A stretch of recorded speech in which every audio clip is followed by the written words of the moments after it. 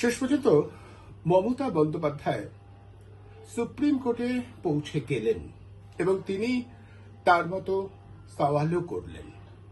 Election Commission, WhatsApp Commission is saying it is only the micro observer. Only they are deleting all the names. নানা ধরনের চর্চা চলছে, বলা হচ্ছে যে গোটাটাই নাটক। আমরা সবাই জানি SIR পর্ব এ রাজ্যে প্রায় অন্তিমে এসে পৌঁছেছে। এই অবস্থায় মমতা বন্দ্যোপাধ্যায়ের এই আচরণ সত্যিই কি গোটা বিষয়টার উপরে কোনো রকম নিয়ন্ত্রণ রেখা টানতে পারবে, সেটা নিয়ে প্রশ্ন ওঠাটা স্বাভাবিক। তিনি যদি এটাই করবেন তাহলে আরো আগে কেন করলেন না, এই প্রশ্নটা অনেকেই করছেন, বিশেষ করে তার রাজনৈতিক বিরোধী যারা খুব স্বাভাবিকভাবেই এই প্রশ্নটা তারা তুলেছেন। কিন্তু একটা বিষয় পরিষ্কার যে মমতা বন্দ্যোপাধ্যায় যে লক্ষ্যে বা উদ্দেশ্যে গোটা বিষয়টা সামনে আনতে চেয়েছিলেন সেই উদ্দেশ্য তিনি সফল করতে পেরেছেন এবং এখানেই তার জিতে যাওয়া।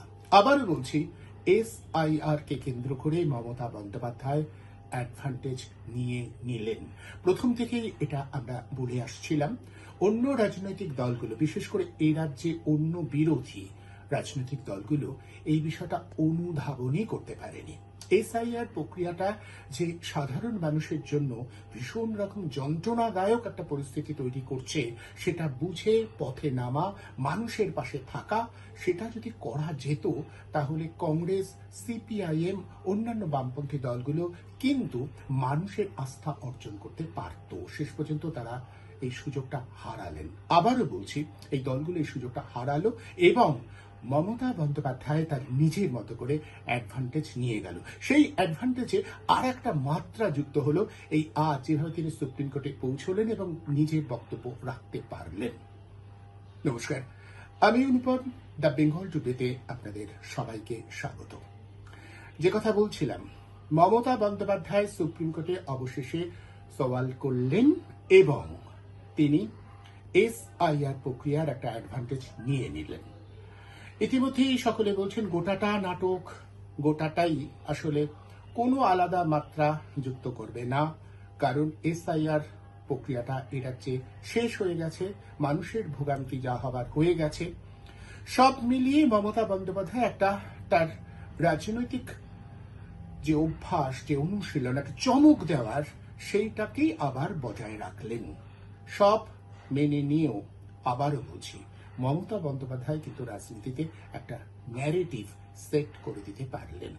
আসলে সবাই জানেন আমাদের রাজনীতির যা পরিস্থিতি, এ দেশের রাজনীতি যে গতিতে ধাবিত হয় তাতে পরিষ্কার যে কেউ খুব একটা নৈতিকতা আদর্শ তাড়িত রাজনীতি করেন না।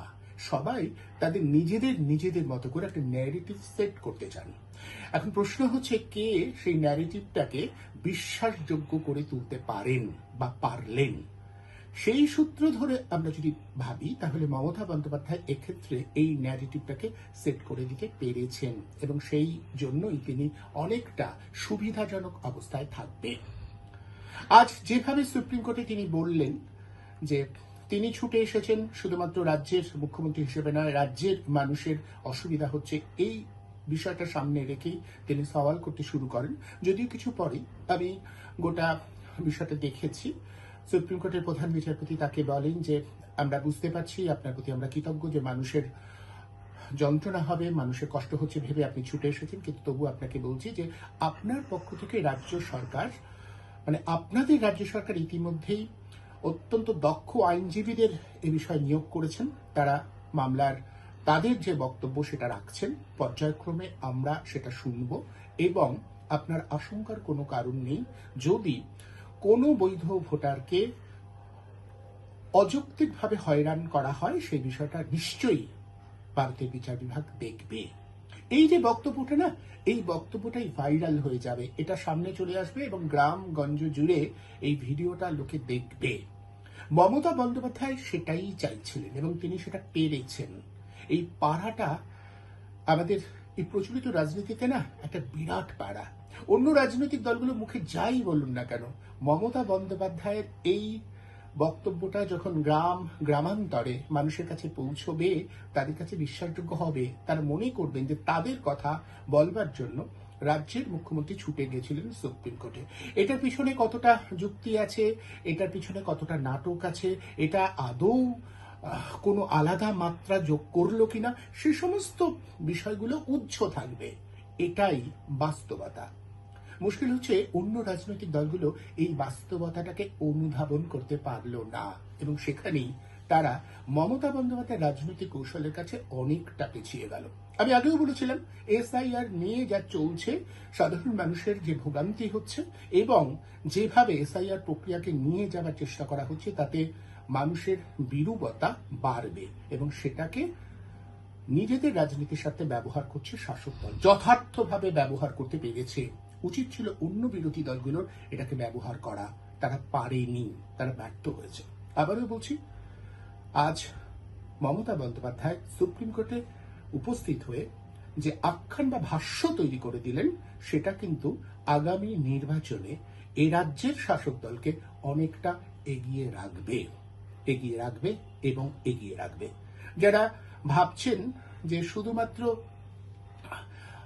নাটক বলে গোটা বিষয়টাকে মানুষের কাছ থেকে সরিয়ে দেওয়া যাবে, তারা ভুল ভাবছেন।